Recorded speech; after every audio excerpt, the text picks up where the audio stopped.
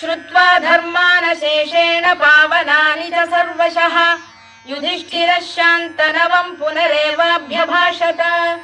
युधिष्ठिर उवाच किमेकम् दैवतम् लोके किं वाप्येकम् परायणम् स्तुवन्तः कङ्कमर्चन्तः प्राप्नुयुर्मानवा शुभम् को धर्मः सर्वधर्माणाम् भवतः परमो मतः किं जपन्मुच्यते जन्तुर्जन्म संसारबन्धनात्।